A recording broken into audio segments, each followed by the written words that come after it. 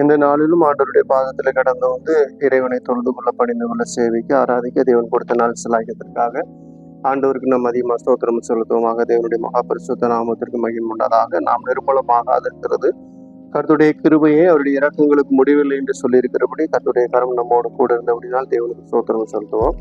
இந்த நாளிலும் நாம் தேவ சன்னிதானத்தில் கடந்து வந்திருக்கக்கூடிய கர்த்தருடைய ஆவியானவர் நமக்கு காண்பிக்கிற வேத பகுதியை வாசித்து தேவனுடைய ஆசீர்வாத கிருபைகளை பெற்றுக்கொள்வோமாக. யோவான் எழுதின அப்போஸ்தலனாகிய யோவான் எழுதின 3வது நிருபம் 2வது வசனத்தை வாசிக்கும் பொழுது, யோவான் எழுதின 3ஆம் நிருபம் 2வது வசனத்தை வாசிக்கும் பொழுது, 3ஆம் நிருபம்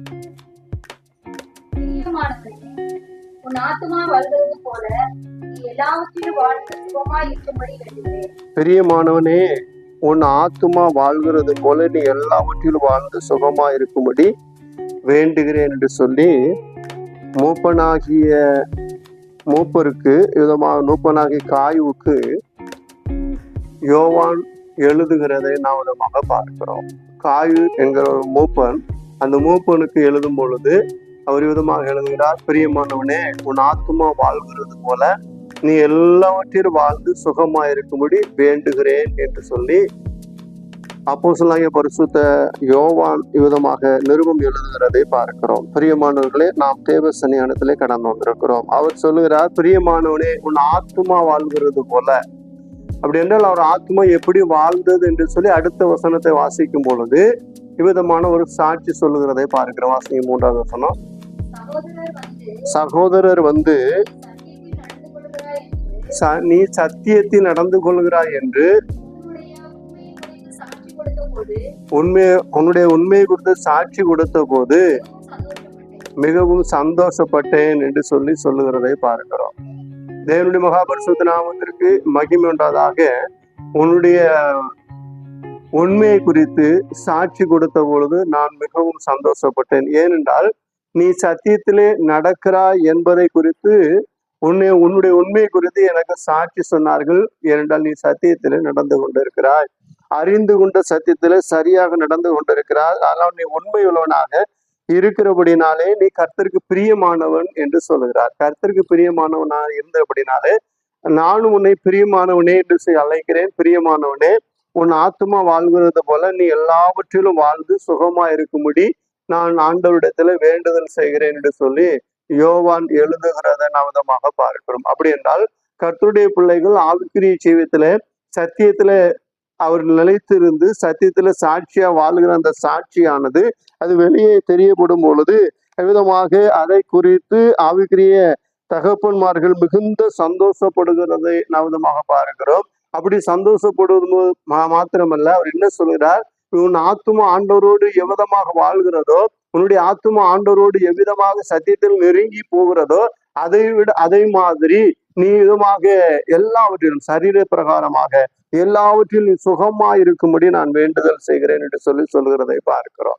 தேவனுடைய மகாபரிசுத்த நாமத்திற்கு மகிமுண்டதாக. கர்த்தருடைய பிள்ளைகள் எப்படிப்பட்டவர்களா இருக்க வேண்டுமானால், ரட்சிக்கப்பட்டு விட்டோம், இயேசு நம்மை ரட்சித்து இருக்கிறார், இயேசு நம்மை மீட்டு இருக்கிறார் என்று நாம் அறிக்கையிடுகிறோம். ஆனால் பேரெல்லாம் தேடி தேடி வைப்போம். என்ன பேர் வைப்போம்? ஆரோக்கியசாமி, ஆரோக்கியம், சந்தோஷம், சமாதானம், நல்ல விசுவாசம், இப்படி சொல்லி நிறைய நல்ல நல்ல பேர்களா தேடி தேடி வைப்போம்.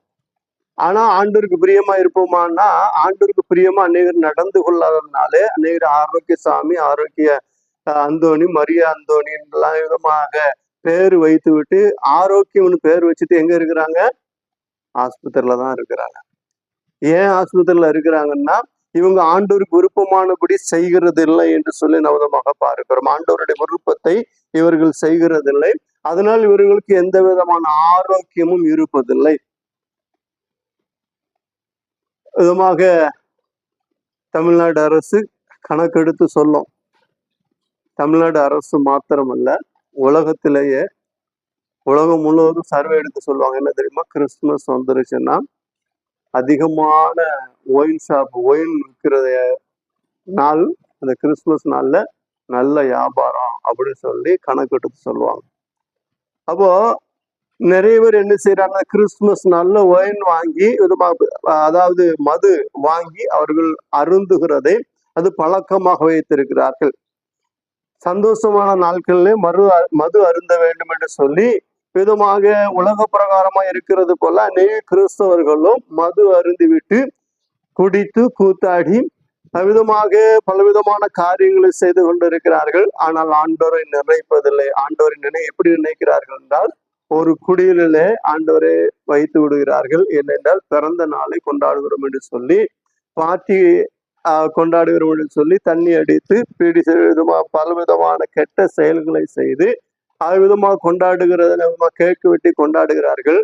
ஆனால் அவ்விதமாக வேதம் சொல்கிறது, சத்தியத்திலே நீ நடக்கிறாய் என்பதை குறித்து நான் உன்னை குறித்து கேள்விப்பட்ட பொழுது நான் மிகுந்த சந்தோஷப்பட்டேன் என்று சொல்லுகிறதை பார்க்கிறோம். நம்முடைய சந்தோஷம் எங்கே இருக்கிறது என்றால், நாம் விதமாக தேவனுடைய பிள்ளைகள் எப்படி அதுமாக அவர்கள் நடத்துகிறவர்கள் கர்த்தர் நம்மேல் சந்தோஷப்பட வேண்டுமானால் நாம் எப்படிப்பட்டவர்களாக இருக்கணும், சத்தியத்திலே நடக்க வேண்டும். அப்படி சத்தியத்தில் நடக்கிறவர்கள் விதமாக எந்த விதமான சங்கடங்களும் கஷ்டங்களும் படாதபடி அவர்கள் எல்லாவற்றிலும் மிகுந்த ஆசீர்வாதம் உடையவர்களாக காணப்பட வேண்டும் என்று ஆண்டவர் விரும்புகிறத நாம் விதமாக பார்க்கிறோம். தேவனுடைய மகாபரிசுத்த நாமத்திற்கு மகிமையுண்டதாக. அப்படி சத்தியத்தை நடந்து சத்தியத்துக்கு ஏற்ற பிரகாரமா இருந்து ஆண்டவர் சொல்லுகிறபடி எல்லாம் ஜீவித்து இருந்த ஒரு மனிதனை குறித்து நாம் வேதாகமத்துல விதமாக வாசிக்கிறோம். பழைய ஏற்பாட்டில வாசிக்கும் பொழுது தானியேலின் தீர்க்கதரிசியின் புஸ்தகத்துல நாம் விதமான ஒரு சம்பவத்தை குறித்து வேதத்துல வாசிக்கிறோம். தானியேல் விதமாக சிறையாக பிடிக்கப்பட்டு அவர் தானியேல் அவருடைய சேர்ந்த வாலிபர்கள் நிறைய பேர் அங்கே யூதா தேசத்திலிருந்து பிடிக்கப்பட்டு கடந்து வந்தார்கள். அப்படி கடந்து வந்த பொழுது இந்த வாலிபர்கள் அவருடைய தகப்பனார் தாயார் அவருடைய பெற்றோர்கள் விதமாக நியாய பிரமாணத்தை குறித்து அவர்களுக்கு போதித்து வைத்தபடினாலே அவர்கள் நியாய பிரமாணத்தின்படி சரியாக நடந்து கொண்டிருந்தார்கள். அதனால் அந்நிய தேசத்துல சிறையாக பிடிக்கப்பட்டு அவர்கள் கடந்து போனாலும் அந்நிய தேசத்திலும் சத்தியத்தின்படி வாழ வேண்டும், ஆண்டவருக்கு விருப்பமானவர்களை செய்ய வேண்டும், ஆண்டவர் விருப்பம் இல்லாத எதையும் செய்யக்கூடாது என்று சொல்லி அவர்கள் தங்களுடைய இருதயத்தில் தீர்மானித்திருந்தார்கள் என்று சொல்லி வேதம் சொல்லுகிறத நாம் விதமாக பார்க்கிறோம். தேவனுடைய மகாபரிசுத்த நாமத்திற்கு மகிமை உண்டாதாக. இவ்விதமாக நான் வாசிக்கும் பொழுது தானியேலின் புஸ்தகம் 1ஆம் அதிகாரம் வசனம் 8வது வசனத்தை வாசிங்க. தானியேல் ராஜாவின் போஜனத்தினாலும் அவர் பானம் பண்ணும் திராட்சை ரசத்தினாலும் தன்னை தீட்டுப்படுத்தல் ஆகாதென்று விதமாக தானியேல், சாத்ராக், மேஷாக், இந்த 4 வாலிபர்களும் அவர்கள் இளம் வயதிலே அங்கே சிறையாக பிடிக்கப்பட்டு வந்தார்கள். அவர்கள் பிடிக்கப்பட்டு வந்த பொழுது அவருடைய வயது 15 18க்குள்ளாகத்தான் இருந்தது. அப்படி அவர்கள் பிடிக்கப்பட்டு வந்த பொழுது அவர்கள் என்ன செய்தார்கள் என்றால், அந்நிய தேசத்துல பிடிக்கப்பட்டு வந்தாலும் அவர்களுக்கு விதமாக அவர்கள் எதற்காக கொண்டு வந்தார்கள் என்றால், இந்த வாலிபர்களுக்கு கல்தேய எழுத்துக்களை சொல்லி கொடுத்து அவர்கள் அந்த அரசாங்கத்துக்கு நன்றியுள்ளவர்களாக அவர்களை சரிப்படுத்தி படிக்க சொல்லி வைத்து நிறைய காரியங்கள் அவர்கள் கற்றுக் கொடுத்து அந்த அரசாங்க உத்தியோகத்துக்கு அவர்களை கொண்டு வந்தார்கள். அப்படி கொண்டு வந்த இடத்துல அவர்கள் விதமாக அவர்களுக்கு ராஜ போஜனம் கிடைத்தது என்று சொல்லி பார்க்கிறோம். ராஜ போஜனம்னா ரொம்ப ஆடம்பரமான சாப்பாடெல்லாம் இருக்கும். கறி, மீன், விதமாக நண்டு, பன்னி, எல்லா இறைச்சிகளும் இருக்கும். ஆனா நியாயப்பிரமாணத்தின்படி பன்றி இறைச்சி சாப்பிடக்கூடாது, நண்டு சாப்பிடக்கூடாது, விரால் மீன் சாப்பிடக்கூடாது. அதாவது இந்த இது இருக்கு, விரால் மீன்னா கொக்கி மாதிரி இருக்கும் இல்லையா, புழு மாதிரி. இறால் மீன் சாப்பிடக்கூடாது.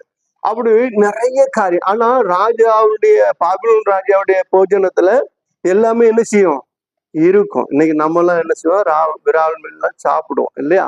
அப்போ விதமாக எல்லா போஜனம் அங்க இருக்கும். அது மாத்திரமல்ல, திராட்சை ரசம் இருக்கும், ஒயின் இருக்கும், மதுபானம் குடிக்கிறது. திராட்சை ரசத்தை குடிக்கிறது, திராட்சை ரசம் குடிச்சுக்கலாம். அதாவது மதுவை குடிக்கிறவர்கள் மதுவை குடிக்கலாம். அப்படி எல்லாமே ராஜ போஜனத்துல இருக்கும். அதனால அவர் என்ன செய்தார் என்றால், விதமாக அந்த போஜனத்தினால் தங்கள் ஆத்துமா தங்களுடைய சரீரத்தை தீட்டுப்படுத்த கூடாது என்று சொல்லி அவர் கர்த்தருக்கு பயந்து நடந்து கொண்டார் என்று சொல்லி பார்க்கும். அப்பொழுது பிரதானி இடத்துல போய் விதமாக எங்களுக்கு இந்த ஆகாரம் வேண்டாம், இந்த ஆகாரத்துக்கு பதிலாக மரைக்கீரைகளாக, அதாவது வெஜிடபிள் சாப்பாடு, எங்க கீரை பருப்பு குழம்பு எல்லாம் கொடுங்க, அது எங்களுக்கு நல்லா இருக்கும், இந்த ராஜ போஜனங்களுக்கு வேண்டாம் என்று சொன்ன பொழுது அவன் ராஜா, அதாவது சமையல்கார பிரதானவன் சொல்கிறான், விதமாக ராஜாங்களை நல்ல சாப்பாடு கொடுத்து வைக்க சொல்லி இருக்கிறாரு. மற்றவருடைய முகத்தையும் உங்க முகத்தையும் பார்க்கும் பொழுது முகம் கலை இழந்ததாக இருக்குமானால் அப்பொழுது ராஜா விதமாக நான் உங்க சாப்பாட்டை வஞ்சித்ததாக நினைத்து என்னை கொண்டு போட்டுருவான். அதனால நான் என்னையே இப்படி வம்பல மாட்டி விடுறீங்கன்னு சொல்லி கேட்டீங்கல்ல, இல்ல ஒரு 10 நாள் வரைக்கும் எங்களை சோதிச்சு பாருங்க. என்ன விடுங்க, பருப்பு முதலான மரக்கறிகளை கொடுத்து எங்களை சோதிச்சு பாருங்க. 10 நாள் கொடுங்க. 10 நாள் கொடுத்து மற்றவருடைய முகக்களையும் பாருங்க. அதுல நாங்க கொஞ்சம் புஷ்டியா நல்லா இருப்போம்னா எங்களுக்கு தொடர்ந்து அதை கொடுங்க. இல்ல மற்றவர்களை போல நாங்க ரொம்ப நோஞ்சான ஆயிட்டோம்னா முக விருப்பம் இப்படி செய்யுங்க அப்படின்னு சொல்லிட்டு சொல்றேன். ஆனாலும் அவர்கள் ஜெபம் பண்ணினார்கள். அவர்கள் கர்த்தருக்கு பிரியமானவர்களா இருந்தபடினாலே அவர்கள் ஆண்டுடைய சன்னிதான பிரமாணத்தின்படி சரியா நடந்து கொள்ள வேண்டும், ஆண்டுடைய வார்த்தையை கை கொண்டு ஆண்டுக்கு பிரியமாக வாழ வேண்டும் என்று சொல்லி அவர்கள் விரும்பினபடினாலே, அவர்கள் கர்த்தருடைய விருப்பத்தை நிறைவேற்றுவதற்காக இருந்தபடினாலே அவர்கள் அந்த காரியத்தை கேட்டுக்கொண்ட போது அந்த பிரதானுடைய கண்கள் தய கிடைத்தது.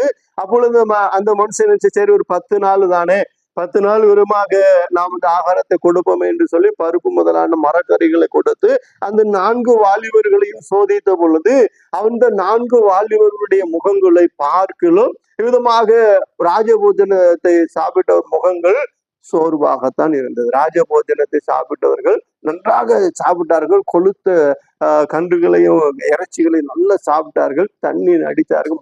தண்ணி அடிச்சோடைய முகம் எப்படி இருக்கும், அப்படியே வேர்த்து ஒரு மாதிரி இருக்கும். என்னதான் அவன் சாப்பிட்டு புஷ்டியா இருந்தாலும் தண்ணி அடிச்சிட்டான்னா முகம்லாம் ஒரு மாதிரி வேர்த்து கண்ணெல்லாம் அறுத்து அவனை பார்த்தோன்னே என்ன எப்படி இருக்கு, ஒண்ணு இல்லை அப்படின்னு சொல்லுவானே தவிர அவன் முகத்துல என்ன செஞ்சிடும், காட்டி கொடுத்துரும். அப்படியே நடக்கும்போது அப்படியே தள்ளாடுவான்.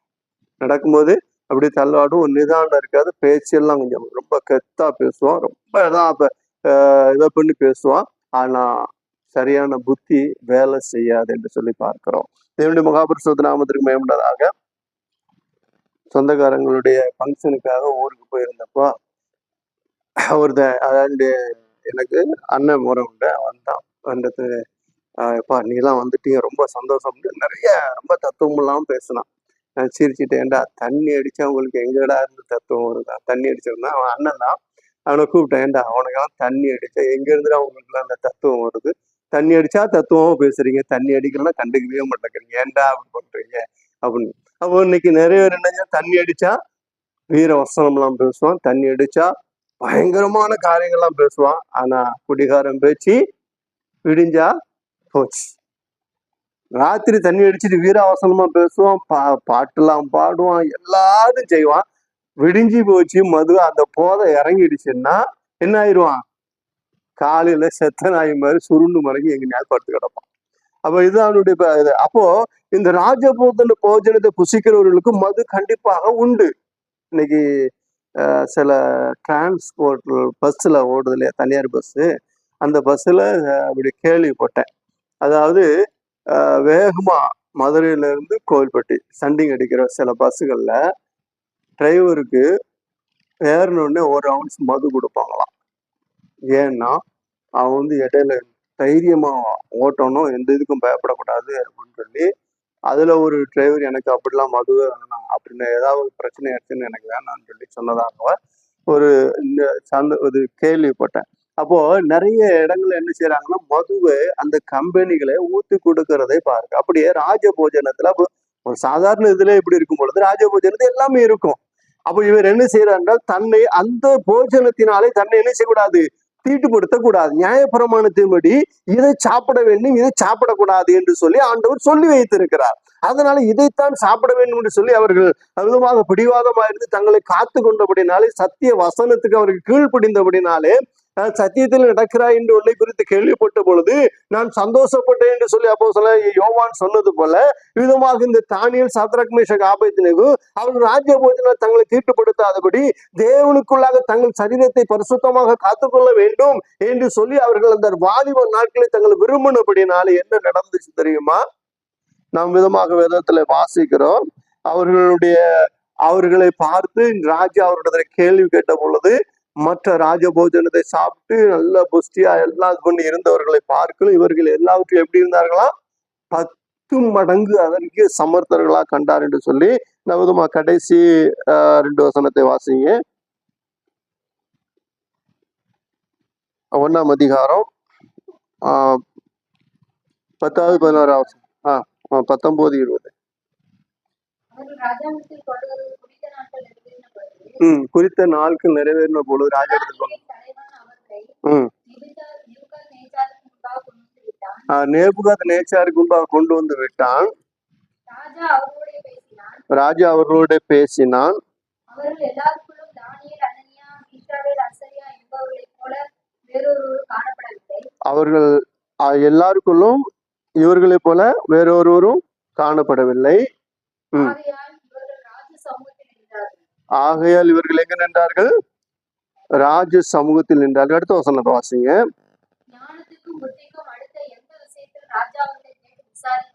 ஞானத்துக்கும் புத்திக்கும் அடுத்த எந்த விஷயத்தில் ராஜா அவர்களை கேட்டு விசாரித்தானோ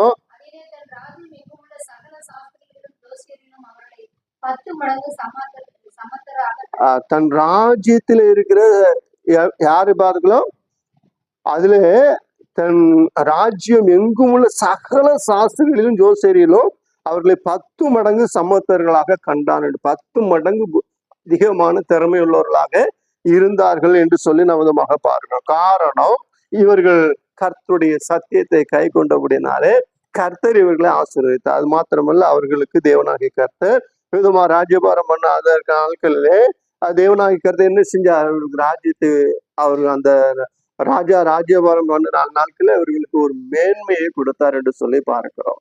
தேவனுடைய மகாபரிசுத்த நாமத்திற்கு மகிமையுண்டாக. அடுத்த அதிகாரத்துல வாசிக்கும் பொழுது ராஜாவுக்கு நேபுகாத்நேச்சாருக்கு ஒரு சொப்பனம் உண்டானது. அந்த சொப்பனத்தினாலே அவனுக்கு பெரிய கலக்கம் உண்டானது. அந்த கலக்கத்தினாலே அவன் ஜோசியரிடத்திலும் கல்வியரிடத்திலும் போய் குறி சொல்லுவரிடத்திலும் போய் எதுவும் நான் ஒரு சொப்பனம் கண்டேன். அந்த சொப்பனத்தினுடைய அது சொப்பனம் எனக்கு ரொம்ப கலக்கமா இருக்குது, அது எனக்கு சொல்லணும். உடனே எல்லாரும் கேட்குறாங்க, ராஜாவே அந்த சொப்பனத்தை சொல்லுங்க, நாங்க விளக்கம் சொல்றோம். ராஜா சொல்றாரு, இல்ல நான் கண்ட சொப்பனம் அது எனக்கு கொஞ்சம் ஒரு மாதிரி இருக்குது. அதனால அந்த சொப்பனம் நான் சொப்பனத்தை நான் சொல்ல மாட்டேன். சொப்பனத்தை நீங்க தான் சொல்லணும். யாரு? ஜோசியரும் ஞானிகளும் குறி சொல்லுறவர்களும் பார்த்து சொல்லுற நீங்க தான் அந்த சொப்பனத்தை சொல்லணும். சொப்பனத்தை நீங்க சொல்லிட்டீங்கன்னா அர்த்தமும் உங்களுக்கு தெரியும் அப்படின்னு சொல்ற. அப்போ இல்ல ராஜா, எந்த ராஜா இப்படி செய்யக்கூடாது. இல்ல நீங்க சொப்பனத்தை சொல்லுங்க, நாங்க அர்த்தம் சொல்றோம். நீங்க சொப்பனத்தை சொல்லுங்க, அர்த்தம். இதே சொல்லிட்டு இருக்கும்போது சொல்றாரு, என் முன்னாடி நீங்க பொய்யும் பொருட்டுமா நிறைய காரியங்களை கதை விட்டுக்கிட்டே இருந்தீங்க, இப்போ வசமா மாட்டிக்கிட்டு என்னால காலதாமதம் பண்றீங்களா? ஒழுங்கா சொல்லுங்க. சொல்லலையா எல்லா ஞானிகளையும் ஜோசியரையும் கல்தேரியும் குறி சொல்ல அத்தனையும் வெட்டுங்க அப்படின்னு சொல்லி ராஜா உத்தரவு போட்டுட்டான். உத்தரவு போட்ட உடனே இது தானியலுக்கு கேள்வி ஆகுது. தானியல், சாத்ராக், மேஷாக், ஆபேத்நேகோ கேள்வியான பொழுது தானியல் விதமாக அந்த வெட்ட சொல்லி உண்டான படை தளபதியை பார்த்து இத்தனை சீக்கிரமா ராஜாவிடத்துல விதமான ஒரு கட்டளை வந்திருக்கிறத என்ன என்று சொல்லி விசாரிக்கிறான். ஏனென்றால் இவர்களையும் இந்த தானியலையும் சேர்த்து வெட்டுவதற்காக தேடிக்கொண்டு இருக்கிறார்கள். அப்போ அதுமாக இத்தனை சீக்கிரமா இந்த கட்டளை பிறந்தது காரணம் என்ன என்று சொல்லி கேட்ட பொழுது அது ராஜாவுக்கு ஒரு சொப்பனம் உண்டாயிடுச்சாப்பா. அந்த சொப்பனத்தை சரி சொப்பனத்தை சொன்னா சொல்லுவாங்க. ராஜா என்ன சொல்லியிருக்காரு, அந்த சொப்பனத்தையும் சொல்லுங்க, சொப்பனத்தை சொன்னா அர்த்தத்தை நீங்க சொல்லுவீங்கன்னு சொல்லிட்டாரு. அதனால ஓ அப்படியா, சரி அதனால ஒண்ணும் இல்லை, நீ ராஜேந்திரன் கூட்டி போங்க என்று சொல்கிறார். உடனே ராஜேந்திரன் கூட்டிய என்றால் இவர் என்ன தைரியத்துல ராஜா கண்ட சொப்பனத்தை சொல்லவும், ராஜா கண்ட சொப்பனத்தை அந்த சொப்பனத்தையும் சொல்லவும், அதுக்கு அர்த்தத்தை சொல்லவும் என்ன தைரியத்துல சொன்னார்னா, இவர் சத்திய தேவனுக்குள் இருந்தபடினாலே, சத்தியத்தை கை கொண்டபடினால, நியாயப்பிரமாணத்தின்படி தேவனுக்கு உண்டாக தேவனுக்கு பிரியமானவராய் இருந்தபடினாலே தேவனாகி கர்த்தர் எங்க ஜெபத்தை கேட்டு ஆண்டவர் எங்களுக்கு பதில் கொடுப்பார் என்று ஆண்டவர் மேல உள்ள விசுவாசத்தினால, ஆண்டவர் மேல் பற்றுதல்னாலே இவர் என்ன செய்கிறார், ராஜா இடத்துல கொண்டு போங்கன்னு சொல்லுவார். அவர் ராஜா இடத்துல கொண்டு போன பொழுது, ராஜாவே 2 நாள் டைம் கொடுங்க, ராஜாவே 2 நாள் நேரம் கொடுங்க, உங்களுக்கு அதை சொல்றேன் அப்படின்னு சொல்லிட்டு வந்து தன்னுடைய நண்பர்களோடு ஜெபம் பண்ணினார். காலங்கள்ல தேவனாகிய கர்த்தர் அந்த சொப்பன அர்த்தத்தையும் கர்த்தர் தானியலுக்கு வெளிப்படுத்தினார். மறுநாளே 2 நாள் டைம் கேட்டவரு அடுத்த நாளே போய் நிற்கிறார் ராஜாவுக்கு முன்பாக. ராஜாவே, நீர் கண்ட சொப்பனம் இதுதான், அடுத்து என் ராஜ்யத்துல என்ன நடக்கும், எனக்கு பின்னாடி என்ன நடக்கும் என்று சொல்லி நீ சிந்தித்து படுத்து கொண்டிருக்கும் பொழுது உங்களுக்கு தலைமாட்டில் உண்டான சொப்பனம் இதுதான் என்று சொல்லி இந்த 2ஆம் அதிகாரத்துல வாசிக்கிறோம். ஒரு பெரிய சிலையை கண்டீர் என்று சொல்லி அது தொடர்ந்து அந்த சிலை எப்படிப்பட்டது, அது எவ்வளவு பெருசு என்றும் அந்த சிலை எப்படிப்பட்டது என்றும் கண்டீர். அதனால அந்த சிலை நின்று கொண்டு இருக்கும் பொழுது கையால் பெயர்க்கப்பட ஒரு கல் வந்து அது உருட்டு உடைத்து போட்டது என்று சொல்லி அந்த சொப்பனத்தையும் சொல்லி சொப்பனத அர்த்தத்தையும் சொன்ன பிற்பாடு என்ன ஆச்சுன்னா, ராஜ்யத்துல பிரதான மந்திரிகளில ஒரு 3 மந்திரிகள்ல இவர் ஒருவராக நியமிக்கப்படுகிறதை பார்க்க. காரணம் என்ன தெரியுமா? இவர்கள் கர்த்தருடைய பிரமாணத்தை சரியாய் கை கொண்டவன். காய் பார்த்து யோவான் என்ன சொல்கிறார்? பிரியமானவனே, உன் ஆத்துமா வாழ்கிறது போல நீ எல்லாவற்றிலும் வாழ்ந்து சுகமா இருக்க வேண்டியது. அப்போ கர்த்தருடைய வார்த்தையை விரும்புகிறவர்கள், கர்த்தருடைய சத்தியத்தை விரும்புகிறவர்கள், அவர்கள் கர்த்தரோடு ஐக்கியமா இருந்து அதிகமாக ஜெபம் பண்ண, வேதம் வாசிக்க, ஆண்டவரோடு இறைப்பட, ஆண்டவரோடு அதிகமாக பேச, ஆண்டுடைய வார்த்தைக்காக சாட்சியாக வாழ விரும்புகிறவர்களை கர்த்தர் என்ன செய்யறார் என்றால், எல்லாவற்றிலும் வாழ்ந்து சரீர பிரகாரமாக எல்லாவற்றிலும் என்ன செய்ய வாழ்ந்து சுகமா இருக்கும்படி கர்த்தர்களை ஆசீர்வதித்து எடுத்து உயர்த்துகிறதை நாம் விதமாக பார்க்கிறோம். தேவனுடைய மகாபரிசுத்த நாமத்திற்கு மகிமையுண்டதாக. கர்த்தருடைய பிள்ளைகள் எல்லா உலகத்துல எப்படி இருக்கணுமா? சுகமாக வாழ்ந்திருக்க வேண்டும். கஷ்டப்பட்டு அடுத்த நேரம் சாப்பாட்டுக்கு வழி இல்லாம யாருடா தருவான் அப்படி அல்ல. அது ஒருவேளை அப்படி இருந்தாலும் ஆனா என்ன செய்யறார் கர்த்தர்? அவர்களை சுகமாக நடத்த விரும்புகிறார். தம்பி கீழே வை. எலியா என்கிற ஒரு தீர்க்கதரிசி குறித்து நவதமாக 1 ராஜாக்களின் புஸ்தகத்திலே வாசிக்கிறோம். அவர் 14ஆம் அதிகாரத்துல வாசிக்கும் பொழுது விதமாக திஸ்பேனாக எலியா என்பவன் ஆகாப்பு ராஜாவுக்கு விரோதமாக வந்து தீர்க்கதரிசனம் சொன்னதாக நாம் விதமாக பார்க்கிறோம். அந்த தீர்க்கதரிசி கர்த்தருடைய வார்த்தையை சொல்லிவிட்டு அவர் போன பொழுது கர்த்தர் சொல்ல, நீ விதமாக எங்க போ, கேரித் ஆற்றண்டைக்கு போ, அங்கே நான் உன்னை போஷிப்பேன் என்று சொல்லி கர்த்தர் சொன்னார். அந்த கேரித் ஆற்றண்டைக்கு அவர் போன பொழுது அங்கே விதமாக தேவனாகி கர்த்தர் அந்த ஆற்றிலே தண்ணீர் ஓடினது, தண்ணீரை குடித்து கொண்டிருந்தார். காலையிலும் சாயந்தரம் அவருக்கு சாப்பாட்டுக்கு கர்த்தர் காகங்களே வைத்திருந்தார். அந்த காகங்கள் என்ன செய்தான்? காலையிலும் சாயந்தரமும் அதுக்கு அப்பமும் இறைச்சியும் கொண்டு அவருக்கு கொடுத்தது. அந்த ஆற்றில தண்ணீர் இருக்கும் வரைக்கும் காகம் அப்பமும் இறைச்சியும் கொண்டு கொடுத்து கொண்டே இருந்தது. அந்த ஆற்றில தண்ணீர் வற்றி விட்டது. தோண்டின பொழுதும் தண்ணீர் இல்லை. இப்பொழுது கர்த்தர் சொல்லுகிறார், சாரிபாத் ஊருக்கு போ, அங்கே ஒரு விதையின் மூலமாக உன்னை போஷிப்பேன் என்று சொல்லுகிறார். சரி என்று சொல்லி அங்கே சாரிபாத் ஊருக்கு போகும்போது ஒரு விதவையானவள் அது விதமாக ஒரே ஒரு பிடி மாவு பானையில இருக்குது, கொஞ்சோண்டு எண்ணெய் இருக்குது. அதை பார்த்து விட்டு அந்த அம்மா என்ன செய்யறார் என்றால், போய் விதமாக விறகு பொறுக்கி அதை சாப்பிட்டு அதை சுட்டு தானும் தன் மகனும் சாப்பிட்டுட்டு அது உட்பட்டு சாப்பிட்றதுக்கு ஒண்ணுமே இல்லை. பஞ்சம், பயங்கரமான பஞ்சம். அதனால அதுக்கு பிறகு செத்து போயிடலாம். இது இருக்கிறத சாப்பிட்டுட்டு ஏன் வச்சுக்கிட்டு பார்த்துக்கிட்டே ஏன் சாகணும்? சாப்பிட்டுட்டு சாகலாமே. இன்னைக்கு நிறைய பேர் என்ன செய்வாங்கன்னா, சொத்து சுகம் பணம் ஆண்டு எல்லாம் சேர்த்துக்கிட்டே இருப்பாங்க. சாப்பிட சொன்னா சாப்பிட மாட்டாங்க, கஞ்சனா இருப்பாங்க, சாப்பிடவே மாட்டாங்க. பொருட்களை சேர்த்து வச்சிருப்பாங்க, பணத்தை குமிச்சு வச்சிருப்பான், பார்த்துக்கிட்டே இருப்பான். ஏதாவது சாப்பிடணும், அஜிசோ ஏதோ போயிருமே, அவ்வளவு செலவழிஞ்சிருமே, எவ்வளவு செலவழிஞ்சிருமே, அப்படி ஆயிருமே இப்படி ஆயிருமேன்னு சொல்லி செலவு பண்ணவே மாட்டான். சாதனம் வரைக்கும் சம்பாத்தியம் பண்ணி குமிச்சு வச்சுக்கிட்டே இருப்பானே தவிர நல்ல சாப்பாடு சாப்பிட்டு திருப்தியா இருக்க மாட்டான். நல்ல சாப்பிட மாட்டான், நல்ல உடை உடுத்த மாட்டான், கஞ்சத்தனம், எல்லாத்திலும் கஞ்சத்தனமா இருப்பான். ஒரு ஊர்ல ஒரு மனுஷன் இருந்தாராம். அந்த மனுஷன் தன்னுடைய மகனை ரொம்ப செலவு பண்ணிட்டு இருந்தானா. மகன் ரொம்ப செலவு பண்ணுதுன்னு, டேய் பக்கத்தூர்ல ஒருத்தர் இருக்காருடா, அவர் என் நண்பர் தான், அவர்கிட்ட போய் ஒரு வாரம் பயிற்சி எடுத்துட்டு வா, அவரு உனக்கு இந்த எப்படி சிக்கனமா இருக்கணும் அப்படிங்கிறத உனக்கு சொல்லி தருவார் அப்படின்னு சொல்லி மகனை அனுப்பிட்டார். இவரு பக்கத்து ஊருக்கு போறார். அந்த ஊர்ல போய் அப்பாவுடைய நண்பரை விசாரிச்சு, என்னுடைய பையன், அப்பயா தம்பி வா, நல்லா இருக்குதா அப்படின்னு பேசிட்டு இருக்கும்போது அங்க போகும்போது கொஞ்சம் இருட்டிருச்சு. உட்கார்ந்து பேசிட்டு இருக்கிறாங்க. பேசிட்டு இருக்கும்போது என்ன செஞ்சுட்டாராம் அவரு, தம்பி உட்காருமா அப்படின்னு சொல்லி உட்கார வச்சுட்டு, தம்பி நம்ம கொஞ்ச நேரம் பேசிக்கிட்டு இருப்போம்னு சொல்லிட்டு என்ன செய்யணும், லைட் அணைச்சிட்டேன். எதுக்கே லைட் அணைச்சிங்க? நம்ம 2 பேரும் பேசதான் போறோம், முகமத்தா பேச போறோம். நீ பேச போறது நான் கேட்க போறேன், நான் பேசுறது நீ கேட்க போற. இது எதுக்கு லைட்டு எரிஞ்சுக்கிட்டு இருந்தா அது மண்ணெண்ணம் வேஸ்டா இது பண்ணிட்டு இருக்கணும். இதெல்லாம் கொஞ்சம் மிச்சப்படுத்தணும்ப்பா அப்படின்னு சொல்லி லைட் ஆஃப் பண்ணிட்டார். சரி அப்படின்னு சொல்லிட்டு லைட் ஆஃப் பண்ணி 2 பேரும் பேசிக்கிட்டே இருந்தாங்க. பேசிட்டு முடிச்சோடனே அந்த குரு சொல்லி கற்றுக் கொடுக்குறது குரு என்ன பண்ணாருன்னா லைட்டா ஆன் பத்த வைக்க போனாங்க. ஐயோ கொஞ்சம் பொறுங்க பொறுங்க பொறுங்க. என்ன இல்ல, லைட்டு நீங்க அணைச்சிட்டீங்க, பேசிட்டு தானே இருக்கிறோம், எல்லாம் இருட்டாயிடுச்சுல்ல, யாரு பார்க்க போறான்னு சொல்லி ட்ரெஸ் எல்லாம் கொஞ்சம் அவுத்து வச்சிருக்கிறேன். திடீர்னு லைட்டை பத்த வச்சீங்கன்னா அப்புறம் இதாயிரும், நான் பேட்டரி எல்லாம் கெட்டிக்கிறேன். அப்பதான் அவர் சொன்னாராம், அதே என் நண்பன் என்னை விட கஞ்சத்துல பெரிய ஆளா இருக்கு. அப்போ கஞ்சிங்கிறது என்னன்னா சாப்பிடுறதுக்கு துணி பண்றதுக்கு இப்படி எல்லாம் கஞ்சித்தனம் பண்ணுனா என்ன செய்வாங்க, பார்த்துக்கிட்டே எல்லாத்தையும் சேர்த்து வச்சிருக்கலாம், பார்த்துக்கிட்டே நிறைய பேர் சாகிறவர்கள் உண்டு. தேவனுடைய மகாபரிசுத்தநாமத்தில் இப்படிப்பட்ட காரியங்கள் அல்ல.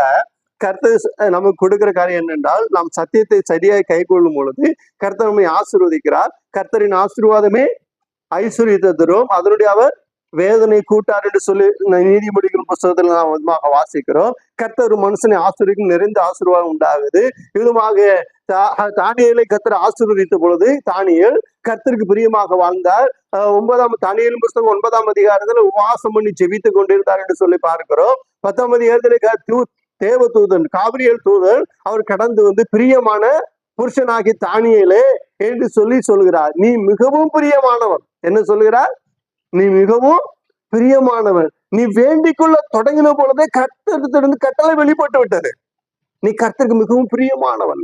காரணம், அவர் கர்த்தருடைய வார்த்தையை அந்நிய தேசத்திலே கர்த்தருடைய வார்த்தையை கை கொண்டு சாட்சியாக வாழ்ந்தார். அதனால் கர்த்தர் அவரை பிரியமானவனே என்று சொல்லி தூதன் வந்து விதமாக சாட்சி கொடுக்கிறத விதமாக பார்க்கிறோம். காயுவை குறித்து யோவான் சொல்கிறார், பிரியமானவனே உன் ஆத்துமா வாழ்கிறது போல நீ எல்லாவற்றிலும் வாழ்ந்து சுகமா இருக்க வேண்டுகிறேன். அப்படி இருந்தாலும் கர்த்தருடைய பிள்ளைகளை என்ன செய்யணும்னா, அவருடைய ஆத்துமா ஆண்டவரோடு எந்த அளவு வாழ்கிறதோ, ஆண்டவரோடு வாழ்கிறவர்கள் சரீர பிரகாரமாகவும் எல்லாவற்றிலும் அவருடைய கையின் பிரயாசம் ஆசிரிக்கப்பட வேண்டும், களஞ்சியங்கள் ஆசிரிக்க வேண்டும், போகும்போதும் வரும்போதும் ஆசிரிக்கப்பட வேண்டும். எல்லாவற்றிலும் ஆசீர்வாதமா சமாதானமா சந்தோஷமா மகிழ்ச்சியாக அவர்கள் காணப்பட வேண்டும். அவர்களை பார்த்து அநேக கர்த்தரிடத்துல கடந்து வந்து அந்த ஆசீர்வாதங்களை சுதந்திரித்துக் கொள்ள என்ன வழி என்று சொல்லி அதை சுதந்திரித்துக் கொள்ள விதமாக நாம் வாழ வேண்டும் என்று சொல்லி ஆண்டவர் விரும்புகிறத விதமாக பார்க்கிறோம். சத்தியத்தை கை கொண்டு வருகிற நீதியுள்ள ஜாதி என்று சொல்லி பார்க்கிறோம். நீதியுள்ள ஜாதிகள் கர்த்தரால் ஆசீர்வதிக்கப்படுகிறது விதமாக பார்க்கிறோம். தேவனுடைய மகாபரிசுத்த நாமத்திற்கு மகிமை உண்டாதாக. இந்த தேசத்துல ஜாதி கொடுமை தலைவிரித்து இப்ப கொஞ்சம் பரவாயில்ல, தலைவிரித்து ஆடின ஒரு காலங்கள் சில 100 ஆண்டுகளுக்கு முன்னாடி தலைவிரித்து ஆடின காலங்கள் உண்டு. அப்பொழுது விதமாக பார்த்தால் தீட்டு தொட்டால் தீட்டு விதமா என்றெல்லாம் வைத்திருந்தார்கள். அப்படி வைத்திருந்த பொழுது அநேக மிஷினரிகள் நம்முடைய இந்திய தேசத்திற்காக கடந்து வந்து இயேசு கிறிஸ்துவை பற்றி சுவிசேஷம் அறிவித்தார். அப்படி அறிவித்த பொழுது விதமாக அறிவித்தார்கள். அநேக மிஷினரிகளை விதமாக திருநெல்வேலி மாவட்டத்துக்கு தான் கொண்டு வந்தார். அப்படி நிறைய பேர் கொண்டு வந்த பொழுது அப்படி விதமாக திருநெல்வேலி மாவட்டத்தில் கடந்து வந்து அங்கே மிகவும் நெருக்கப்பட்டு ஒடுக்கப்பட்டு மிகவும் தாழ்த்தப்பட்ட ஜனங்களை பார்த்து அவர்களுக்கு சுவிசேஷத்தை அறிவித்தார்கள். அவர்களை ஒடுக்கினார்கள், பல விதத்தில் ஒடுக்கினார்கள். சில மனிதர்களை பார்த்தா விதமாக தொட்டா தீட்டு, பேசினா தீட்டு, சிலர்களே பார்த்தாலே தீட்டு, அப்படிலாம் வச்சிருந்தாங்க. அப்படி அந்த சமுதாயமே விதமாக ஒடுங்கி போய் இருக்கும் பொழுது மிஷினரிகள் கடந்து வந்து அவர்களுக்கு போய் சுவிசேஷத்தை அறிவித்து அவர்கள் இயேசு கிறிஸ்துவை ஏற்றுக்கொண்டு அவ்விதமாக அவர்களுக்காக முதல்ல ஒரு ஊரை உருவாக்க ஆரம்பித்தார்கள். அவர்கள் இருந்த ஊர்ல பலவிதமான பிரச்சனைகளும் இருக்கிறவர்கள் அடிப்பதும் பலவிதமான காரியங்களும் செய்தபடினாலே அவ்விதம் மிஷினரிகள் அவர்களுக்கு ஒரு ஊரை முதல்ல கட்டி அந்த ஊர்ல ஒரு ஆலயத்தை கட்டி ஆராதனை செய்த அந்த ஊர் பேரு முதலூர், சாத்தான்குளம் பக்கத்துல இருக்குது. விதமாக முதலூர் அந்த ஊர்ல விதமாக ஒரு ஆலயத்தை கட்டி வைத்தார்கள். மிஷினரிகள் விதமாக நிறைய வேலைகளை செய்தார்கள். விதமாக திருநெல்வேலி மாவட்டத்துல ஏகப்பட்ட வேலைகளை செய்தார்கள். அநேகர் அடிக்கப்படும் போது யாரெல்லாம் தாழ்த்தப்பட்டு, யாரெல்லாம் அடிக்கப்பட்டு, யாரெல்லாம் மிகவும் பிற்படுத்தப்பட்டார்களோ அவர்களுக்கு போய் சுவிசேஷம் அறிவித்தார்கள். சுவிசேஷம் அறிவித்த பொழுது சுவிசேஷம் அறிவித்தது மாத்திரமல்ல, அவர்கள் கல்வியை புகட்டினார்கள். விதமாக ஜெர்மனியில இருந்து வந்த மிஷினரி என்ன செய்தார் என்றால், அவர்கள் வந்து கல்வியை புகட்டினார். தமிழ் புஸ்தகத்தை முதல்ல அவர் தான் அச்சிட்டு வெளியிட்டார் என்று சொல்லி பார்க்கிறோம். இப்படி மிஷினரிகள் நிறைய வந்து கல்வியை புகட்டினார்கள். அது மாத்திரமல்ல, நிறைய ஏழை வீட்டு பெண் பிள்ளைகளை படிக்க வைத்தார்கள். ஆண் பிள்ளைகள்லாம் படிக்க வந்தார்கள். பெண் பிள்ளைகளை படிக்க வைத்த பொழுது அவர்கள் எல்லாம் அப்படிலாம் வைக்கக்கூடாது, பெண் பிள்ளைகளை படிக்க வைக்க மாட்டோம், படிக்க வச்சுச்சுன்னா அது வேற மாதிரி சொல்லுவாங்க, அதாவது கோயிலுக்கு நேர்ந்து விட்ட தாசிகளை தான் படிக்க வைக்கணும்னு சொல்லி எங்க பிள்ளைகள்லாம் கேவலமா பேசுவாங்க, படிக்க வைக்க மாட்டேன்னு சொல்லி மிஷினரிகள் இல்லை, அப்படி இல்லை, பிள்ளைகள் படிக்கணும்னு சொல்லி படிக்க வைத்தார்கள். அப்படி படித்தவர்கள் அப்படி விதமாக அந்த கர்த்தருடைய ஆசீர்வாதங்களை பெற்றுக்கொண்டவர்கள் பிற்காலங்களில் டீச்சர்களாக கர்த்தர் அவர்கள் கிறிஸ்துக்களை வந்தபடினாலே கர்த்தர் அவர்களை ஆசீர்வதித்து பெரிய மனிதர்களாக மாற்றினதன் விதமாக பார்க்கிறோம். அது மாத்திரமல்ல, அவருடைய தீய குணங்கள் மாறி நல்ல குணங்கள் உருவானது. நல்ல குணங்கள் அவர்களுக்கு உருவானவர்கள் கர்த்தராகிய இயேசு கிறிஸ்துவாக சாட்சியாக வாழ்ந்ததை விதமாக பார்க்கிறோம். கொஞ்சம் கொஞ்சமாக தேவனாகிய கர்த்தர் அவருடைய வசனத்தை கொண்டு ஜனங்களை மாற்றின. இந்திய தேசம் இந்த அளவு முன்னேறி காரணம் மிஷினரிகள் நிறைய பேர் உயிர் தியாகம் செய்திருக்கிறதை நாம் விதமாக பார்க்கிறோம். காரணம் அவர்கள் கர்த்தர் மேல் வைத்த அன்பின் நிமித்தம், விதமாக கர்த்தர் மேல் வைத்த அன்பின் நிமித்தம், சத்தியத்தை நிமித்தம் இவர்கள் இந்த நாட்டு கடந்து விதமான காரியங்களை செய்தார் என்று சொல்லி நாம் விதமாக பார்க்கிறோம். அவர்கள் எல்லாரும் ஆசீர்வதிக்கப்பட்டார்கள் என்று சொல்லி வேதம் சொல்லுகிறதை பார்க்கிறோம். கர்த்தராகிய இயேசுவை ஏற்றுக்கொண்ட அநேக ஜனங்கள் ஆசீர்வதிக்கப்பட்டு மேன்மையாக உயர்த்தப்பட்டதை பார்க்கிறோம். தானியேல் தீர்க்கதரிசி அவ்விதமாக ஆசீர்வதிக்கப்பட்டார். அவர் ராஜ்யத்துல 2ஆமானவராக உட்கார்ந்தார் என்று சொல்லி நவதமாக பார்க்கிறோம். எலியாவையும் குறித்து நவதமாக பார்க்கிறோம். அவர் விதமாக என்ன செய்யறார் என்றால், அந்த சாரி பார்த்து விதவை வீட்டுக்கு போகும் பொழுது அங்கே விதமாக அந்தம்மா வீட்டுல போய் கேட்கிறார், கொஞ்சம் குடிக்க தண்ணி தாமா என்று சொல்லி கேட்கிறார். தண்ணி தானே கொடுக்க வேண்டும் என்று சொல்லி அந்த அம்மா விதமா தண்ணி எடுக்க போகும் பொழுது சொல்லுகிறார், கொஞ்சோண்டு ஒரு சின்ன அப்பமும் போட்டு கொண்டு வா என்று சொல்லுகிறார். அப்போதான் நிலைமையை சொல்லும் பொழுது இல்லை கர்த்தர் சொல்லுகிறார், உன் வீட்டுல விதமா பஞ்சம் தீர்ற வரைக்கும் என்ன செய்யறது இல்ல, வீட்டுல ஆகாரம் குறைந்து போகவே கூடாது.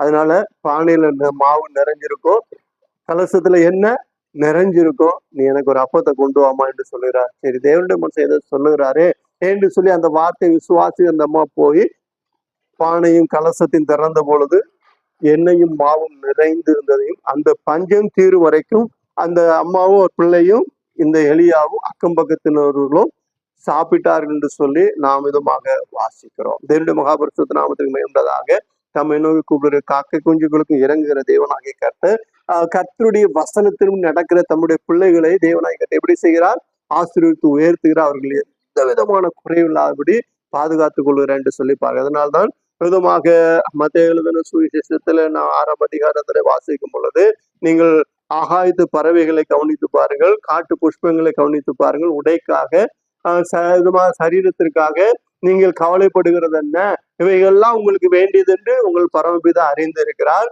இவைகள் உங்களுக்கு வேண்டியது உங்கள் பரமபிதா, அதனால் நீங்கள் முதலாவது ராஜ்யத்தோட நீதியை தேடுங்கள், இவை எல்லாம் உங்களுக்கு கூட கொடுக்கப்படும் என்று சொல்லி ஆண்டவர் சொல்லுகிறதை பார்க்கிறோம். பிரியமான தேவனுடைய பிள்ளைகளே, நாம் ஆண்டவரை தேடும் பொழுது, ஆண்டவருக்கு பிரியமாக நாம் ஜீவிக்கும் பொழுது, ஆண்டோடைய வசனத்தை நாம் கை கொண்டு வாழும் பொழுது கர்த்தர் நம்ம என்ன செய்கிறார், ஆசீர்வதித்து எடுத்து உயர்த்துகிறார். கையின் பிரயாசம் ஆசீர்வதிக்கப்படுகிறதை பார்க்கிறோம். நாளாகமத்தின் புஸ்தகத்துல ஒரு சம்பவத்தை குறித்து பார்க்க, ஒரு பக்தன் விதமாக ஒரு சின்ன ஒரு ஜபத்தை தான் ஜபம் பண்ணினார்.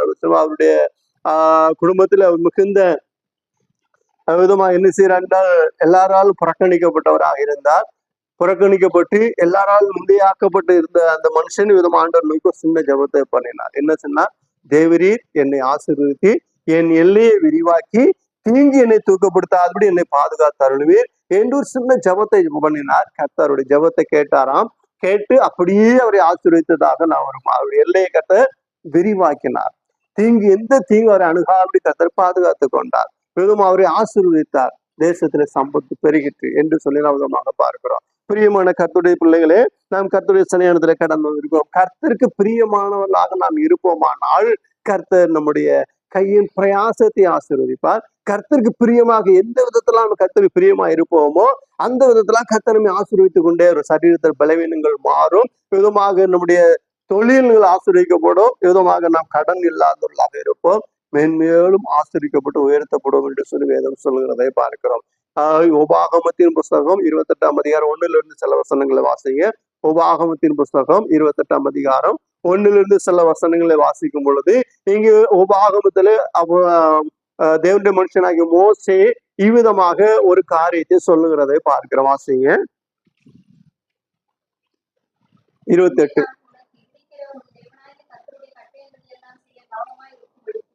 இஸ்ரவேல் ஜனங்களை பார்த்து மோசே சொல்லுற, இன்று நான் உனக்கு விதிக்கிற உன் தேவனாகிய கர்த்தருடைய கட்டளையின்படி நடக்க என்ன செய்யணுமா? கவனமா இருக்கும்படிக்கு அவர் சத்தத்திற்கு உண்மையாய் நீ செவி கொடுப்பாயானால் உன் தேவனாகிய கர்த்தர் பூமியில் உள்ள சகல ஜாதிகளும் உன்னை மேன்மையாக வைப்பார். ஹல்லேலூயா. சகல ஜாதிகளிலும் மேன்மையாக வைப்பார். இன்னைக்கு பாருங்க, இஸ்ரவேல் கடன் இல்லாத ஒரு நாடு உலகத்துல இருக்குன்னா அது இஸ்ரேல் தான். அவன் உலகத்துக்கே கடன் கொடுப்பான், உலக வங்கிக்கே கடன் கொடுப்பான். ஆனா நாடு சின்ன நாடு உலக வரப்படத்துல ஒரு சின்ன புள்ளி மாதிரி இருக்கும். ஆனா அவன் உலகத்துக்கே கடன் கொடுக்குறவன், உலகத்தையே அவன் தான் ஆளு செய்யறான். வெளியே அவன் அமெரிக்காவால செய்யறான், ரஷ்யாவால செய்யறான்னு சொல்லுவாங்க. ஆனா உலகத்துக்கே ஆளுகையாக இருக்கிறது யாரு? இஸ்ரேல். ஏன்? அவங்க கர்த்தருடையவர்கள், கர்த்தரை விசுவாசி, கர்த்தரை நம்பி இருக்கிறார்கள், கர்த்தருடைய சத்தியத்தை கை கொள்கிறார்கள். வேதம் சொல்லுகிறது என்ன சொல்லுங்க? உண்மையாய் நீ செவி கொடுப்பானால் பூமியில சகல ஜாதிகளிலும் உன்னை மேன்மையாக வைப்பேன். கர்த்தர் அவர்களை மேன்மையாக வைத்திருக்கிறதை பார்க்கிறோம். வேதாந்தத்துல சொல்லி இருக்கிற முழு எல்லா விதமான ஆசீர்வாதம் வாக்குத்தத்தங்களும் அவர்களுக்குரியதுதான். ஆனா ஆவிக்குரியவர்கள் இயேசு கிறிஸ்துவின் மூலமாக நாம் அதை சுதந்திரித்துக் கொள்கிறோம். ஆபிரகாமுக்கு கர்த்தர் சொன்னார், உனக்குள் உன் சந்ததிக்குள் பூமியில சகல ஜாதிகளும் ஆசீர்வதிக்கப்படும். அப்படிதான் நம்ம ஆசீர்வதிக்கப்பட்டு கொண்டு இருக்கோம். உலகமே அப்படித்தான் ஆசீர்வதிக்கப்பட்டு கொண்டு இருக்கிறது. தேவனுடைய மகாபரிசுத்த நாமத்திற்கு மகிமையுண்டதாக. அப்படி என்றால் கர்த்தருடைய பிள்ளைகள் எப்படி விதமா இருக்கணும்? எல்லாவற்றிலும் ஆசீர்வாதமா சுகமாக இருக்க வேண்டும் என்று சொல்லி ஆவியானவர் விரும்புவதற்காக இறைவனுக்கு நாம் அதிகமாக சோத்திரம் செலுத்துவோமாக. இன்னைக்கு ஒரு விசுவாசி போய் கொஞ்சம் நல்ல விலையுறந்த ட்ரெஸ் வாங்கி போட்டு ஜம்முன்னு போனான்னா பக்கத்து விசுவாசிக்கு பிடிக்காது. பாரு பகட்டை பாரு, விலையுறந்த செருப்பு போட்டிருக்காங்களாம், ஆடை போட்டிருக்காங்களாம், பகட்டு ரொம்ப இது பண்ணிட்டு அலையிறாங்க அப்படின்னு சொல்லி இவங்களுக்கு என்ன செய்ய, பக்கத்து உள்ளவங்க போய் கோல் சொல்றதும் குறை கூறுகிறதும் பார்க்கலாம். சில பாஸ்டர்ஸுக்கு கொஞ்சம் கடையில போய் பர்ச்சேஸ் பண்ணிட்டாரு, இல்லை ஏதாவது பொருள் வாங்கிட்டு வந்து பார்த்துட்டாங்கன்னா விசுவாசிகளுக்கு பிடிக்காது. ஊழியக்காரன் இப்படிலாமா இருப்பாங்க? ஊழியக்காரன் வீட்டுல காலையில போனா டிஃபனு, சாயந்தரம் டிஃபனு, மத்தியானம் விதமான சாப்பாடு இப்பெல்லாம் சாப்பிட்றாங்க. எப்படி சொல்ற விசுவாசிகள் நிறைய சபைகள்ல நிறைய சபை குந்தி போகிறதுக்கும் நிறைய சபை ஆசீர்வதிக்கப்படாமல் போவதற்கு காரணம் என்ன தெரியுமா? அந்த ஊழியக்காரன் நல்லா இருக்கக்கூடாது. அந்த ஊழியக்காரன் நல்லா இருந்துட்டா விசுவாசிகள் பிடிக்கவே பிடிக்காது. அந்த வேதம் என்ன சொல்றது? பிரியமானவனே, உன் ஆத்மா வாழ்கிறது போல நீ எல்லாவற்றிலும் வாழ்ந்து சுகமா இருக்க வேண்டுகிறேன் என்று சொல்லுகிறத. பிரியமானவனே, உன் ஆத்மா வாழ்வு எல்லாவற்றிலும் நீ ஆசீர்வதிக்கப்பட வேண்டும், நல்லா இருக்க வேண்டும், நல்ல ஆடை உடுக்க வேண்டும், நல்ல செருப்பு போட வேண்டும், நல்ல எதுவாக விலையுயர்ந்த பொருட்கள் எல்லாவற்றையும் நல்ல காரியங்களை நீ அனுபவித்து இருக்க வேண்டும் என்று சொல்லி ஆண்டவர் நம்மை ஆசீர்வதித்து இருக்கிறதை பார்க்கிறோம். ஆனால் அநேக என்ன செய்கிறார் என்றால் ஆண்டவருக்கு விருப்பமில்லாத காரியங்களை செய்கிறபடினாலே ஆசீர்வதிக்கப்படாமலேயே போய்விடுகிறதை பார்க்கிறோம். நாம் கர்த்தருக்கு பிரியமானவர்களாக இருந்தால் கர்த்தர் மேன்மையாக வைப்பார். இதுமா யோசேப்பு குறித்து நாம் வேதத்துல வாசிக்கிறோம். யோசேப்பு தானியேலை குறித்து பார்த்தோம், விதமாக எலியாவை குறித்து பார்த்து அவங்களுக்காக நியாயப்பிரமாணம் என்று ஒரு புஸ்தகம் இருந்தது. ஆனால் யோசேப்புக்கு நியாயப்பிரமாணங்கிற புஸ்தகமே கிடையாது. அப்படிப்பட்ட ஒரு நாட்கள் அவர் வாழ்ந்து கொண்டிருந்தார். அந்த நாட்களிலே விதமாக அவருடைய தகப்பனாகிய ஆபிரகாம், ஈசாக்கு, யாக்கோபு இவர்கள் கர்த்தரை குறித்து சொன்ன காரியங்கள் இவர்கள் கேட்டு நடந்து கொண்டிருந்தார்கள் என்று சொல்லி பார்க்கிறோம். யாக்கோபு கர்த்தரை குறித்து சொன்னதை கேட்டுதான் நடந்து கொண்டிருந்தார். அவருக்கு சொப்பனம் எல்லாம் உருவானது. அவர் விதமாக சிறு வயதிலிருந்து பக்தி உள்ளவராயிருந்தார், தகப்பனுக்கு பிரியமானவராக இருந்தார் என்று சொல்லி பார்க்கிறோம். அது நிமித்தம் சகோதரர்களுக்கு அது வேண்டா வெறுப்பாயிட்டது. அந்நிய தேசத்துல விற்கப்பட்டார், சிறையாக கொண்டு போகப்பட்டார். இப்பொழுது போத்திபாருடைய வீட்டுல அவர் குடி இருக்கும் பொழுது, மேனேஜராக வேலை செய்து கொண்டிருக்கும் பொழுது சிறையாகத்தான் போனார், அடிமையாகத்தான் போனார்.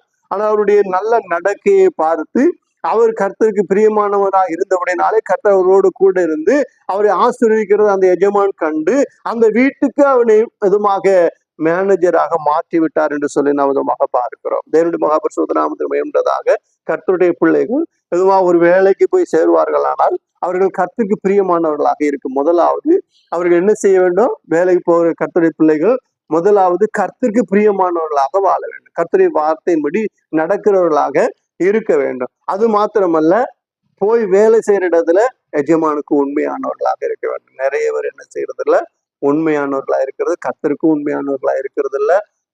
அதுவும் போய் வேலை செய்யற இடத்துல உண்மையா இருக்கிறது இல்லாதனால அந்த வேலையில் அவர்கள் நிலைத்திராமல் போய்விடுகிறது, ஆசீர்வாதம் பெறாமல் போய்விடுகிறதை பார்க்கிறோம். இந்த யோசேப்பு எதுவும் அந்நிய தேசத்துல அடிமையா விற்கப்பட்டாலும் அந்த தேசத்துல போனாலும் அங்கே அவர் கர்த்தரோடு அவர் எப்பொழுதும் கூட இருந்தபடினாலே, கர்த்தர் அவரோடு கூட இருந்தபடினாலே அவர் விதமாக கர்த்தருக்கு பிரியமானதை மாத்திரம் செய்து கொண்டது மாத்திரமல்ல, அப்படி அவர் வாழ்ந்து கொண்டிருந்தபடினாலே அந்த வீட்டுல அந்த வீட்டு எஜமானி அவரு பாவம் செய்த அழைத்த பொழுது அவர் சொல்லுகிறார், இந்த வீட்டுல என்னிலும் பெரியவன் ஒருவனும் இல்லை, எஜமான் எல்லாவற்றையும் எனக்கு ஒப்பு கொடுத்துரு, உன்னை தவிர எல்லாவற்றையும் அனுபவிக்க எனக்கு அதிகாரம் உண்டு, நீ அவருடைய மனைவியா இருக்கிறார், நீ சொல்வதை கேட்டு இடம் கொடுத்து நான் பாவம் செய்தால் அது எவ்வளவு பெரிய பாவமா இருக்கும், தேவனுக்கு விரோதமா நான் பாவம் செய்வது எப்படி என்று சொல்லி அந்த நாட்களு அதை விட்டு அந்த காரியத்தை விட்டு விலகி ஓடினால் அவருடைய மேல் சட்டையை அந்த பெண்ணானவள் பிடித்து கையில வைத்திருந்து அவர் மேல் குற்றம் சாட்டினாலும் சிறைச்சாலைக்கு போனாலும் அவர் கர்த்தருக்கு உண்டாக உண்மையாக இருந்தார்.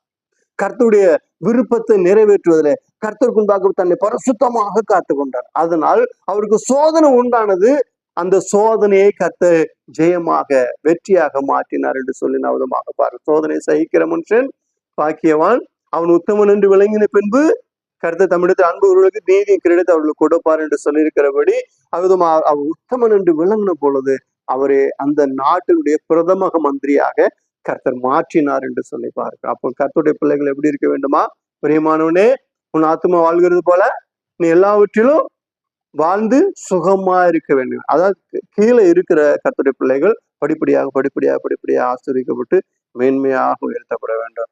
கடைசி வரைக்கும் நான் கர்த்தருடைய பிள்ளை, நான் கர்த்தருடைய விசுவாசி அப்படின்னு கடைசி வரைக்கும் ஏழ்மையாவே இருப்போமானால் அப்போ அது நிமித்தம் நமக்கு எந்த விதமான நன்மையும் இல்லை என்று சொல்லி பார்க்கிறோம். பிரியமானவர்களே, நாம் கர்த்தருடைய சன்னிதானத்திலே முதலாவது கர்த்தருடைய வார்த்தைக்கு ஆண்டோருக்கு முதல்ல பிரியமாக வாழ வேண்டுமானால் கர்த்தருடைய வார்த்தையை நம்முடைய வாழ்க்கையிலே கொண்டு வர வேண்டும். கர்த்தருடைய வார்த்தையின் வாழ்க்கையில கொண்டு வந்து ஆண்டவருக்கு சாட்சியா வாழ்ந்த பிற்பாடு கர்த்தர் அவருக்கு பிரியமானவர் நம்ம மாற்றின பிற்பாடு ஆண்டவர் அவருக்கு பிரியமான மாறிட்டோமானால் அவர் எல்லாவற்றையும் நமக்கு பிரியப்பட்டு தருவார். பூமியும் அது நிறைவும் ஆண்டவருடையது. அதனால அவருக்கு பிரியமா நடந்து கொள்வோமானால் அவருக்கு பிரியமான எல்லாவற்றையும் நமக்கு தந்து நமக்கு நம்மை ஆசீர்வதித்து உயர்த்துவார் என்று சொல்லி நாம் விதமாக பார்க்கிறோம். தேவனுடைய மகாபரிசுத்த நாமத்துக்கு என்பதாக எஸ்தரின் புஸ்தகத்தில் விதமாக வாசிக்கும் பொழுது அந்த ராஜாவுக்கு கண்ணுக்கு பிரியமாக அந்த ராஜாத்தி காணப்பட்டாள். யாரு? எஸ்தர் ராஜாத்தி. அந்த ராஜாவுக்கு பிரியமா இருந்தபடினாலே, கண்ணுக்கு பிரியமா இருந்தபடினாலே அந்த ராஜாத்தி வைத்த அத்தனை கோரிக்கையும் என்ன செய்து கொண்டார்? ஏற்றுக்கொண்டார். கோரிக்கையை ஏற்றுக்கொண்டு அந்த ராஜாத்தி தன்னுடைய ஜனங்களுக்கு மற்றவர்கள் பழி வாங்கி கொலை செய்த பொழுதெல்லாம் ராஜா பொறுத்து கொண்டார். அந்த ராஜாத்திக்காக மொர்தெகாயை உயர்த்தி வைத்தார். அந்த ராஜாத்திக்காக அந்த ராஜாவுக்கு கண்களில் தயை கிடைத்தது. அவன் அந்த ராஜாத்தி அதிக பிரியம் வைத்திருந்தபடினாலே அந்த ராஜாத்தியினுடைய மன்றாட்டை எல்லாம் அந்த ராஜா ஏற்றுக்கொண்டான் என்று சொல்லி எஸ்தர் புஸ்தகத்திலே வாசி. யூத ஜனங்கள் அங்கே பாதுகாப்பு உண்டானது என்று சொல்லி பார்க்கிறோம். பிரியமானவர்களே, நாம் கர்த்தருடைய கண்களே கர்த்தருக்கு பிரியமானவர்களாக வாழ வேண்டுமான என்ன செய்ய வேண்டும்? ஆண்டவருடைய வார்த்தையை நம்முடைய உள்ளத்திலே கொண்டு வந்து அந்த வசனத்தின்படி நாம் வாழுகிறவர்களாக இருக்க வேண்டும். ஆண்டவருக்கு நாம் பிரியமா இருப்போமானால் ஆண்டவர் நம்மை என்ன செய்வாரு? அவர் நம்ம அதிகமா நேசிக்கிறபடினாலே எல்லாவற்றிலும், பொருளாதாரத்திலும் சரி எல்லாவற்றிலையும் கர்த்தர் சரீர சுகபலன், மனைவி, பிள்ளைகள், வீடு வாசல்கள் எல்லாவற்றிலும் அவர் ஆசீர்வாதத்தை கொடுக்கிறதை பார்க்கிறோம். அதனால நாம் கர்த்தருக்கு முழுமையாக நாம் நம்மை ஆண்டவருக்கு ஒப்பு கொடுக்க வேண்டும். விதமாக பார்க்கிறோம். மறுபடியும் வாசிங்க யோவான் 3ஆம் நிருபம், யோவான் எழுதின புஸ்தகம் 3ஆம் நிருபம் 2வது வசனத்தை வாசிக்கும் பொழுது காயுவுக்கு விதமாக யோவான் விதமாக எழுதுகிறதை பார்க்கிறோம். வாசிங்க. பிரியமானவனே, உன் ஆத்துமா வாழ்கிறது போல நீ எல்லாவற்றிலும் வாழ்ந்து சுகமா இருக்கும்படி வேண்டுகிறேன் என்று சொல்லுகிறார். வேண்டுதல் செய்கிறேன், எல்லாவற்றிலும் வாழ்ந்து சுகமா இருக்க வேண்டும். இது ஆண்டவர் விருப்பம். நாம் ஆண்டுக்கு பிரியமா இருக்கிறோமா? ஆண்டுக்கு பிரியமா இருப்போம், எல்லாவற்றிலும் வாழ்ந்து சுகமா இருப்போம். கர்த்தர் நம்மை ஆசீர்வதிப்பது, இஸ்ரவேலை ஆசீர்வதிப்பது கர்த்தருக்கு பிரியம். நம்மை ஆசீர்வதிப்பது கர்த்தருக்கு பிரியம். நம்மளை யார் பிழையாம கொண்டு எவ்வளவு பெரிய மனிதர்களை சபிக்க வந்தாலும் அந்த சாபத்தை எல்லாம் மாற்றி விட்டு நம்மை ஆசீர்வதிப்பு, யார் நம்மை சபிக்க வருகிறாரோ அவர்களை கொண்டு நம்மை ஆசீர்வதிப்பது கர்த்தருக்கு பிரியம். பிழையாமை கொண்டு பாலா விதமாக இஸ்ரவேல் ஜனங்களை சபிக்கும்படியாக அவன் கூலி பேசி கொண்டு வந்தாலும் அந்த தீர்க்கதரிசி மூலமாக இஸ்ரவேல் ஜனங்களை ஆசீர்வதித்தார். அந்த பிழையாம் தீர்க்கதரிசி பார்த்தான், இஸ்ரவேலை ஆசீர்வதிப்பது கர்த்தருக்கு பிரியம் என்று கண்டு அவன் சபிக்காதிருந்தான். பிரியமான தேவனுடைய பிள்ளைகளே, கர்த்தர் இஸ்ரவேலை ஆசீர்வதிப்பதே கர்த்தருக்கு, கர்த்தருடைய பிள்ளைகளாக நம்மை ஆசீர்வதிப்பது, நம் ஆசீர்வாதமாக நல்லா இருப்பது ஆண்டவருக்கு பிரியம். நாம் ஆண்டவருக்கு பிரியமா இருப்போமானால் இன்னும் நம்மை மேன்மையாக இருப்போம். நமக்கு எத்தனை போராட்டம், எத்தனை பிரச்சனை, எத்தனை துன்பம், எத்தனை கலக்கங்கள், நமக்கு விரோதமாக எவ்வளவு காரியங்கள் வந்தா உனக்கு விரோதமா 1000 பேரும் 10000 பேரும் பக்கத்தில் 1000 பேரும் வலதுபுறத்தில் 16 பேர் விழுந்தாது உன்னை அணுகாது. ஏசாயாவிற்கு வாசிக்கிறோம், நீ தீயின் நடுவே நடந்தாலும் நான் உன்னோடு இருப்பேன், தண்ணீர்கள் போனாலும் ஆறுகள் உன்னை மூழ்கடிக்கும் வந்தாலும் நான் உன்னோடு குடிந்து உன்னை வலது பிடித்து உன்னை தாங்குவேன் என்றெல்லாம் விதமாக வாசிக்கிறோம். 41, 43, 42 அதிகாரங்களே வாசி அதிகாரங்கள்ல அந்த வசனங்களே வாசிக்கிறோம். பிரியமானவர்களே, நாம் தேவசனையானதற்கு கடந்து வந்திருக்கிறோம். கர்த்தருக்கு பிரியமாக இருக்க வேண்டாம். பிரியமானவனே, உன் ஆத்துமா வாழ்கிறது போல பிரியமான புருஷனாகிய தானியேலே, நீ ஜெபம் பண்ணும் நீ ஜெபிக்க ஆரம்பிக்கும் பொழுதே கட்டளை வெளிப்பட்டது. அப்படி என்றால் கர்த்தருக்கு பிரியமான புருஷனாக தானியேல் இருந்தபடினாலே கர்த்தர் அவரை எல்லாவற்றிலும் ஆசீர்வதித்து உயர்த்தினார். யோசேப்பு கர்த்தருக்கு பிரியமான புருஷனா இருந்தபடினாலே அந்த நாட்டுக்கு பிரதமமாக மந்திரியாக கர்த்தர் மாற்றினார். விதமாக அவர்கள் கர்த்தருக்கு பிரியமான காரியங்களை செய்தபடினாலே கர்த்தர் ரோடு கூட இருந்து பாதுகாத்து கொண்டார் என்று சொல்லி விதமாக பார்க்கிறோம். அவர்கள் சங்கீதம் 34 7வது வசனத்தை வாசிங்க, 5வது வசனத்தை வாசிங்க. 34 சங்கீதம் 34.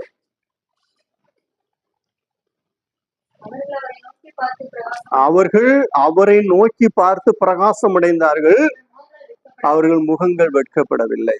அவர்கள் அவரை நோக்கி பார்த்து பிரகாசம் அடைந்தார்கள், முகங்கள் வெட்கப்படவில்லை. யோவேல் தீர்க்கதரிசி புஸ்தகத்திலே வாசிக்கிறோம்,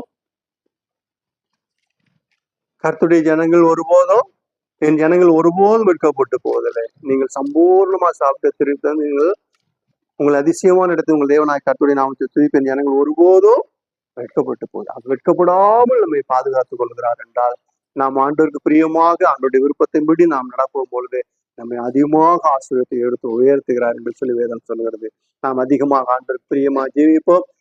நம்மை நேசிக்கிற ஆண்டவர் நம்மை அதிகமாக நேசிக்கிறபடி நான் நம்ம மேல் அதிகமா அவர் பிரியம் வைத்திரு, நாம் அதிகமா ஆண்டோடைய வார்த்தையில் பிரியம் வைக்கும் பொழுது ஆண்டவர் நம்மேல் பிரியம் வைத்து நம்மை எல்லாவற்றிலும் ஆசீர்வதித்து எல்லை விரிவாக்கி மேன்மையாக உயர்த்துவார் என்று சொல்லி வேதம் சொல்கிறது. அதனால் நாம் கர்த்தருக்கு பிரியமானவர்களாக வாழ்ந்து தேவனுடைய ஆசீர்வாத கருவிகளை பெற்றுக்கொள்ளும். பிரியமானவனே, ஆத்மா வாழ்கிறது போல நீ எல்லாவற்றிலும் வாழ்ந்து சுகமா இருக்க வேண்டுகிறேன் சொல்லியிருக்கிறபடி ஆண்டவர் நமக்காக வேண்டுதல் செய்கிறபடினாலே நாம் எல்லாவற்றிலும் ஆசிரியக்கப்பட வேண்டும் ஆண்டவர் விரும்புகிறபடினாலே நாம் ஆண்டுடைய வார்த்தையின்படி நடந்து ஆண்டுடைய எல்லா விதமான ஆசீர்வாதங்களை பெற்றுக்கொண்டு தேவனுக்கு பிரியமா கர்த்தர் தாம் வார்த்தைகள் ஆசீர்வதிப்பாராக. ஆம்.